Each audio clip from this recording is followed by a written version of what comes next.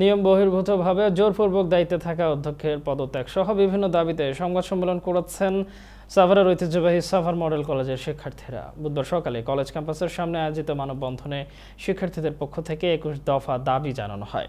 দাবি আদায়ে বৃহস্পতিবার সকাল 9টা পর্যন্ত সময় বেঁধে দিয়ে গণস্বাক্ষর কর্মসূচি পালন করেন তারা।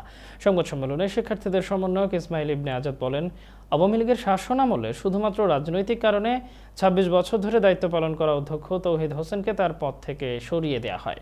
শিক্ষা বোর্ডের নিয়ম বহির্ভূত একটি নির্দেশনার মাধ্যমে তাকে পদ থেকে সরিয়ে দিলেও সেই নির্দেশনায় উল্লেখিত জ্যেষ্ঠতা লঙ্ঘন করে বর্তমানে জোরপূর্বক অধ্যক্ষের পদে দায়িত্ব পালন করছেন ভূগোল বিভাগের অধ্যাপক আলী হোসেন।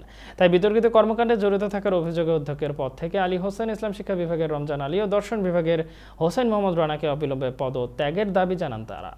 এ সময় ছাত্রদের আন্দোলনে একাত্মতা প্রকাশ করে বক্তব্য রাখেন পৌরনীতি বিভাগের শিক্ষক মনসুর আলী, জীববিজ্ঞান বিভাগের জ্যেষ্ঠ শিক্ষক নাজমুন নাহার, ব্যবস্থাপনা বিভাগের জ্যেষ্ঠ শিক্ষক রাশিদুল ইসলাম ও বাংলা বিভাগের শিক্ষক মাসুম সাঈদ। বেঁধে দেওয়ার সময়ের মধ্যে এসব দাবি আদায় না হলে আগামীকাল আবারও কর্মসূচি পালনের ঘোষণা দিয়েছেন শিক্ষার্থীরা। সংবাদ সম্মেলন, গণস্বাক্ষর কর্মসূচি পালন করা হয়। এছাড়া বিভিন্ন দাবির পক্ষে প্ল্যাকার্ড হাতে নিয়ে বিক্ষোভ করেন 3 শতাধিক শিক্ষার্থী।